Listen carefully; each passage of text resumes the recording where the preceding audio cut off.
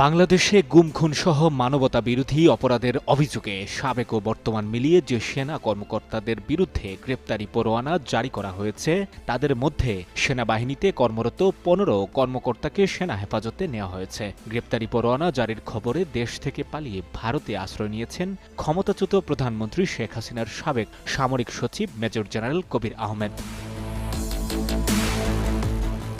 গত ৯ অক্টোবর তিনি বিশেষ ব্যবস্থায় তামাবিল সীমান্ত দিয়ে ভারতে পালিয়ে যান। জেনারেল কবির এখন কলকাতার নিউ টাউন এলাকার সঞ্জীবা গার্ডেন কমপ্লেক্সে সপরিবারে অবস্থান করছেন। ঢাকা এবং কলকাতার নিরাপত্তা সূত্রগুলো দেশের জাতীয় দৈনিক আমার দেশকে এসব তথ্য নিশ্চিত করেছে।